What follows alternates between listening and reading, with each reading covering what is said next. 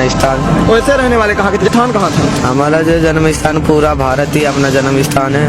नहीं, कोई जहाँ आपका जन्म हुआ होगा, जहाँ माता पिता आपके रहे होंगे, वो स्थान कौन सा है? हमारा जो है जन्म स्थान हिंदुस्तानी बोला जाता है, उस जन्म स्थान बोला नहीं जाता है। अच्छा, नाम क्या था आपका बचपन में? मेरा नाम यही है, पहले का नाम बताया नहीं जाता है। अच्छा, पहले का नाम बताया नहीं जाता। हाँ। तो आप इतनी कम उम्र में नागा, कैसे नागा साधु क्यों बन रहे हैं? ये तो जो है अपना स्वयं भावना से होता है, छोटा और बड़ा में कोई वो नहीं होता। कोई ले लेते हैं तो छोटे से ही घर बार त्याग देते हैं, या फिर छोटे से ही कर लेते हैं संस्कार अपना भगवान भोलेनाथ के तपस्या के। छोटे में छोड़ दिया मैंने घर बार। 10-12 साल की उम्र में आप बताइए, पढ़ाई की उम्र में, पढ़ने की आपकी उम्र है, और आप भगवान भोलेनाथ की आराधना में लिप्त होने जा रहे हैं, नागा साधु बनने जा रहे हैं। वैसे भी तो गृहस्थ रहकर भी तो भगवान भोलेनाथ की आप आराधना कर सकते थे।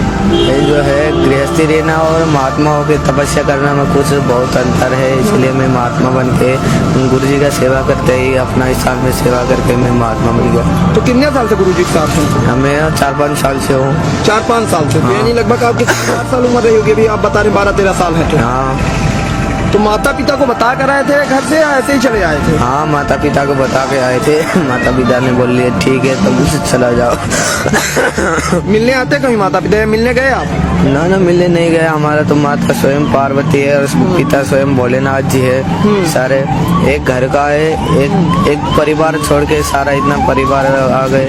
सारा परिवार अपना ही है, इतना महात्मा का है, सारे भाई है, सारा पिता स्वयं भोलेनाथ जी है।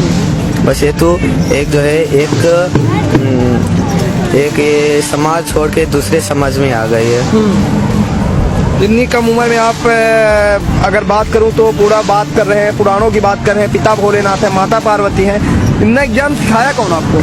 मैं तो ज्ञान जो है अपना ज्ञान जो है आप अपने आप में ही स्वयं सोचना पड़ता है ना। जो ध्यान में बैठ लेते हैं तब फिर अपने आप ज्ञान आ जाता है करके। इतनी रुद्राक्ष की मालाएं कौन धारण करवाया आपको? ये जो है मैंने खुद कर लिया है, मेरे गुरुजी ने दिए हुए माला है ये जो है हमारा नागा का संस्कार होता है। इस संस्कार में ये श्रृंगार होता है नागाओं का। ये भभूति श्रृंगार है, कई माला श्रृंगार है।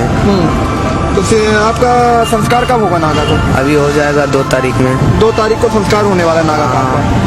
तो क्या बताया गुरुजी ने, रुद्राक्ष धारण करने से क्या होता है? रुद्राक्ष धारण करने से एक तो ये जो है किसी को ब्लड प्रेशर रोग हो जाता है ना, उसका भी रोग का भाग वो हो जाता है। अपना जो है श्रृंगार है, श्रृंगार 11,000 रुद्राक्ष धारण करने से कई जन्म का भोलेनाथ का भगत अच्छा हो जाते हैं। और 11,000 और 21,000 31,000 जो है हमारे नागाओं में श्रृंगार होते हैं। श्रृंगार कर रहे हैं अपने अखाड़ा के नाम से, श्रृंगार करते हैं, अखाड़े ही दे देते हैं रुद्राक्ष।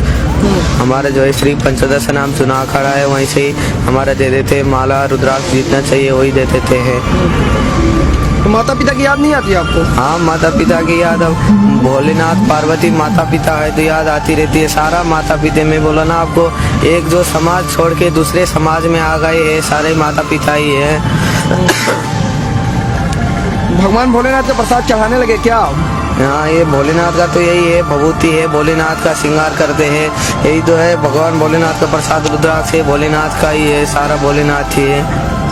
सब कुछ भोलेनाथ ही है आपके? सब कुछ भोलेनाथ ही है, सारे भोलेनाथ ही भोलेनाथ दिखते हैं हमको। तो आप कुछ करतब भी दिखा लेते हैं, नागा साधु बहुत सारी कलाएं दिखा लेते हैं। हमें तो अभी कुछ भी नहीं दिखाता, बस अभी रुद्राक्ष धारण करके बैठ जाता हूँ।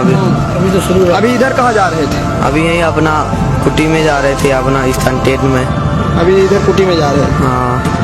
तो ये देखा आपने, ये एक बाल योगी नागा हैं, बनने जाएंगे, नागा बन जाएंगे बता रहे हैं 2 तारीख को। और लगभग 5-6 साल 7-8 साल की उम्र में इन्होंने घर परिवार छोड़ दिया। ये बोल रहे हैं कि मेरे माता पार्वती है, पिता भोलेनाथ है, भगवान भोलेनाथ के पिता मान लिए, उन्हीं की आराधना करेंगे, माता पार्वती और भोलेनाथ की। यही बोल रहे हैं कि सारा हिंदुस्तान ही मेरा परिवार है। क्योंकि आप जानते हैं सनातन धर्मी जो होते हैं वो विश्व का कल्याण चाहते हैं और उन्हें